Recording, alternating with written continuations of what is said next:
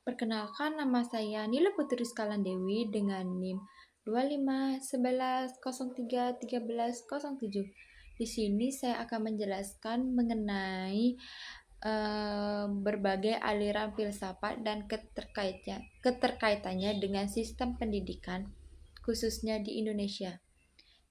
Nah, di mana yang mencakup 11 aspek. Nah, yang pertama, sistem pendidikan.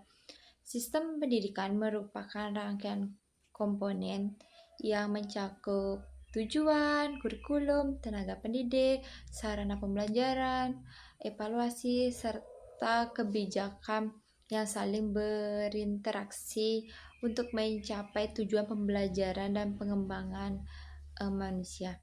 Nah, di mana memiliki fungsi untuk membentuk kompetensi pengetahuan, keterampilan, sikap, dan nilai warga negara, serta meneruskan budaya dan membentuk sumber daya manusia. Nah, di mana di sini memiliki ciri-ciri yang pertama terikat pada kerangka nasional. Nah, di mana contohnya tuh seperti kurikulum 2013 atau K13 atau KKM, terus nilai-nilai Pancasila, serta penekanan pada pendidikan karakter dan kompetensi. Yang kedua, filsafat humanisme, yang dimana filsafat humanisme memandang manusia sebagai pusat pendidikan, mulai dari potensi, martabat, emosi, serta moral, di mana pendidikan tidak hanya menekankan akademik, tetapi juga perkembangan holistik, kognitif, afektif, dan spiritual. Nah, guru di sini tidak hanya berperan sebagai fasilitator yang menghargai martabat peserta didik. Nah, humanisme di sini di Indonesia terlihat pada pembelajaran yang menghargai perbedaan, penilaian autentik, pendekatan student center, dan program kesejahteraan psikososial siswa.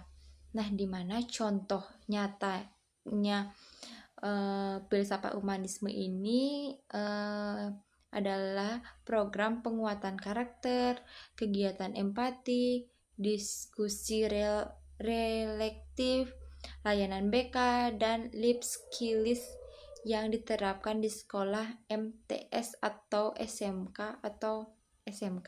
Yang kedua, filsafat humanisme yang memandang manusia sebagai pusat pendidikan, mulai dari potensi, martabat, emosi, hingga moral.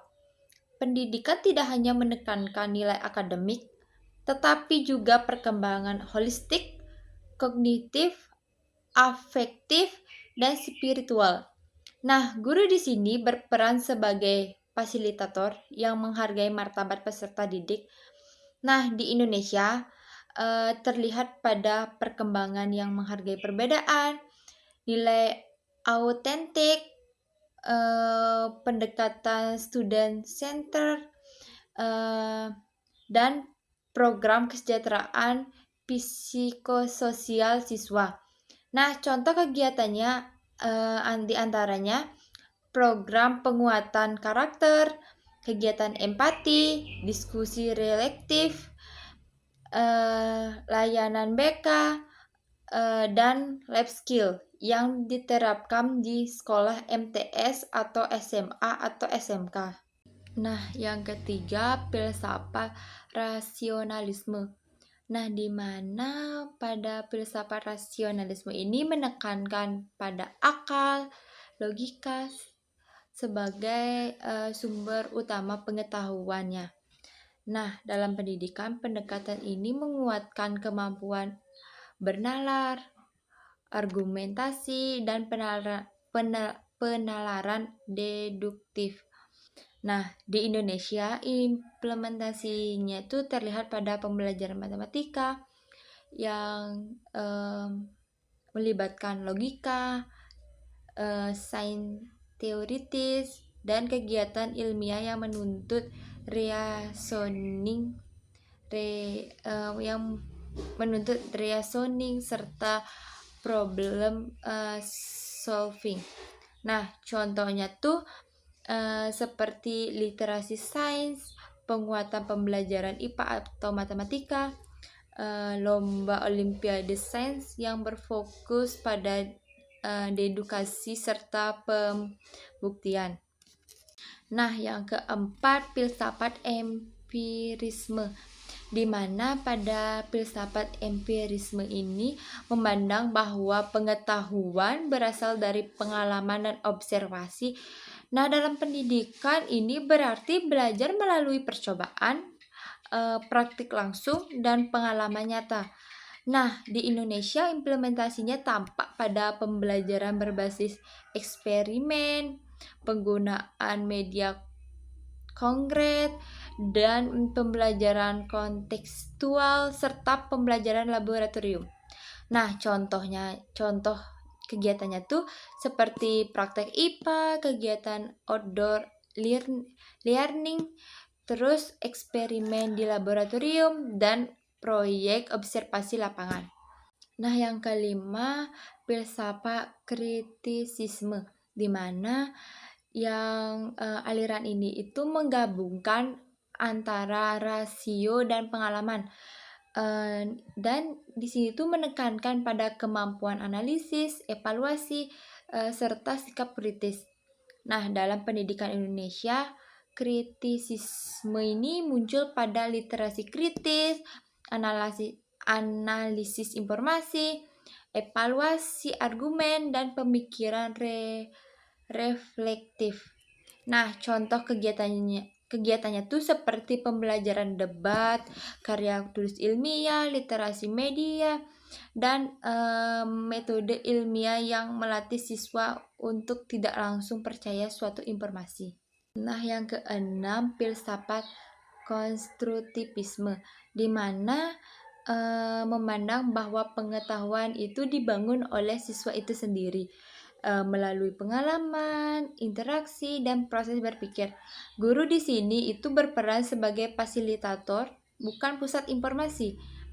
Nah, di Indonesia pendekatan ini diterapkan melalui pembelajaran aktif, diskusi kelompok, proyek, problem based learning,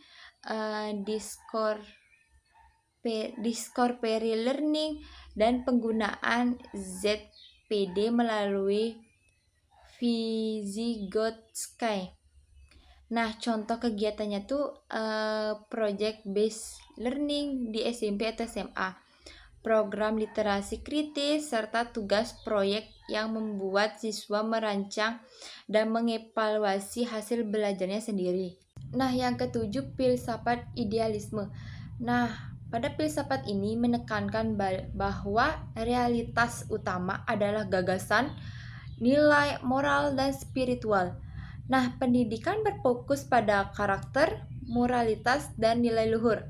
Implementasinya di Indonesia terlihat dalam penguatan nilai agama, etika, pendidikan karakter, serta muatan moral dalam kurikulum.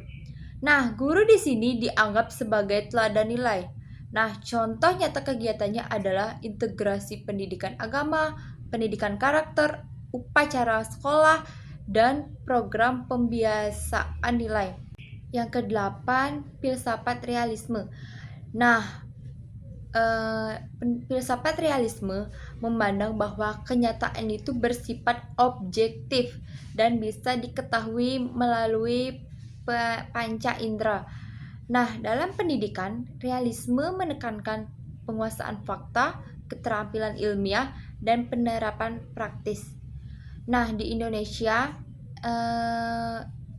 konsep ini terlihat pada kurikulum yang menekankan kompetensi dasar, penggunaan bukti dalam belajar, serta pengembangan keterampilan teknis dalam vokasional. Nah, contoh kegiatannya tuh yang pertama, pendidikan di SMK yang berfokus pada keterampilan langsung. Terus yang kedua, kerjasama dengan industri dan praktik nyata di lapangan. Nah, yang kesembilan, filsafat pragmatisme, di mana kebenaran diukur dari seberapa bergunanya suatu pengetahuan untuk memecahkan masalah. Nah, tokoh yang berpengaruh dalam aliran ini ialah John Dewey. Di Indonesia, aliran ini diterapkan melalui pembelajaran berbasis masalah atau disingkat PBL. Nah, yang kedua, pembelajaran kontekstual dan kurikulum yang disesuaikan dengan kebutuhan masyarakat dan dunia kerja. Nah, contoh kegiatannya ialah program kewirausahaan sekolah, kurikulum vokasional yang mengikuti kebutuhan industri, serta pembelajaran berbasis masalah yang mendorong siswa untuk menyelesaikan masalah nyata di lingkungan mereka. Nah, yang ke-10, filsafat eksistensialisme yang menekankan pada kebebasan individu, tanggung jawab, dan pencarian makna hidup. Nah, di mana pendidikan harus memberi ruang bagi siswa untuk memilih, berefleksi, dan menemukan jati dirinya.